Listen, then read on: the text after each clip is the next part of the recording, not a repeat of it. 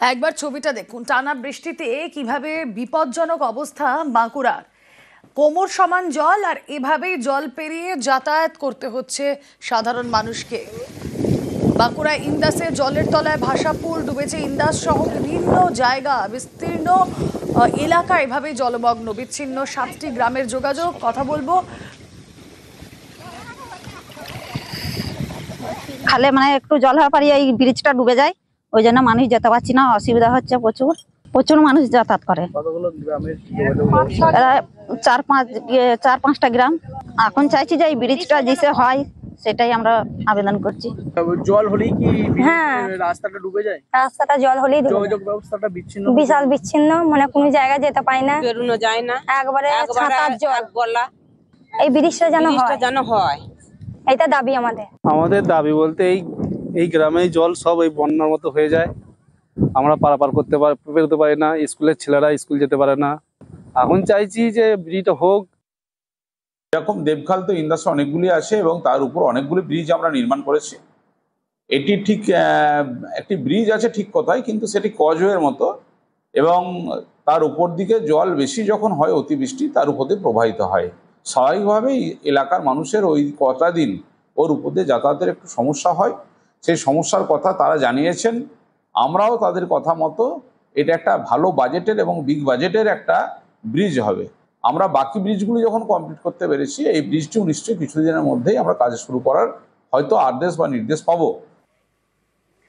বর্ষা শুরুতেই বন্যা পরিস্থিতি, আর তাই গ্রাম পরিদর্শনে মহকুমা শাসক। বাঁকুড়া সোনামুখীর ভাগলুই গ্রামে মহকুমা শাসক, বিডিও, আইসিকে নিয়ে নদী পারে গ্রাম পরিদর্শন। প্রতি বছর ডিভিসির জলে প্লাবিত হয় সোনামুখী।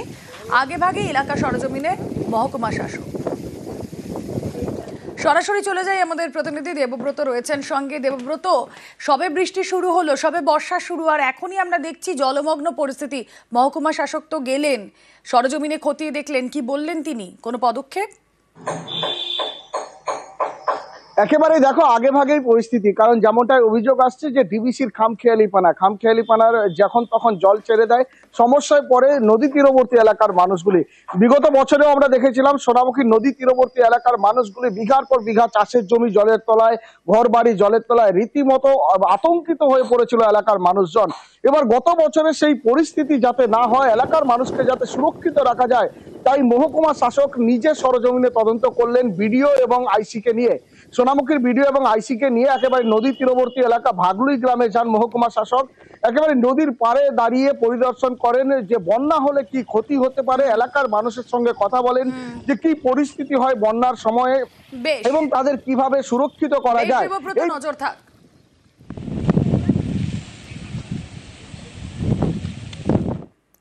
আর এদিকে বর্ষা শুরুতেই বিপজ্জনক কাঁসাই। ডেবরায় কাঁসাইয়ের জল বেড়ে নদী পারাপারে সমস্যা। নৌকায় চলছে ঝুঁকের যাতায়াত, আতঙ্কে নদী পারের বাসিন্দারা।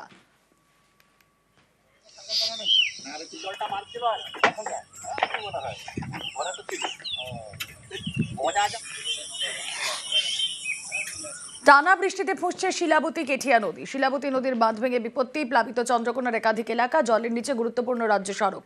শিলাবতীর জলস্তর বেড়ে ভেঙেছে বহু শাখো। জলমগ্ন চন্দ্রকোনা ক্ষীরপাইয়ের বিস্তীর্ণ অংশ। কথা বলবো, সুকান্ত চক্রবর্তী প্রতিনিধি রয়েছেন আমাদের সঙ্গে সরাসরি। সুকান্ত থেকেই পরিস্থিতি জানার চেষ্টা করব। সুকান্ত, দেখো রুমেলা, এখন আমরা আছি চন্দ্রকোনা 2 নম্বর ব্লকের বসনছড়া এলাকায়। এই এলাকাতেই কিন্তু উদ্ধার কার্য নামানো হচ্ছে যে পশ্চিমবঙ্গ রাজ্য পুলিশের ডিজাস্টার ম্যানেজমেন্ট গ্রুপ। আমার পিছনেই ঠিক তাদের বোর্ড তৈরি করছেন তারা। এই বোর্ড নিয়ে কিন্তু এলাকায় উদ্ধার কার্যে যাওয়া হবে। শুধু তাই নয়, এলাকাতে রাজ্য সড়ক যেমন বিচ্ছিন্ন হয়ে রয়েছে, তেমনি প্রচুর বাড়ি কিন্তু জলে ডুবে রয়েছে এবং এখন পর্যন্ত একজন নিখোঁজ হয়ে রয়েছেন চন্দ্রকোনার। এক কথায় উদ্বেগ বাড়িয়েছে প্রশাসনের যে চন্দ্রকোনা 2 নম্বর এবং 1 নম্বর ব্লকের যে নদীগুলি, সেই জলস্তর কিন্তু এখনো বাড়ছে। তবে প্রশাসন যেটা দাবি করছেন যে জলস্তর আর বেশি বাড়ার সম্ভাবনা নেই। অপরদিকে ঘাটালেও কিন্তু জলস্তর বাড়তে শুরু করেছে। আমরা আমাদের সাথেই পেয়েছি সকাল থেকেই যিনি বেরিয়েছেন চন্দ্রকোনা 2 নম্বর ব্লকের বিডিও, তিনি কিন্তু আছেন। বিডিও সাহেবের কাছ থেকে শুনে নেব, বিডিও সাহেব কি পরিস্থিতি এখন বর্তমানে? পরিস্থিতি এখন আমাদের কন্ট্রোলে রয়েছে।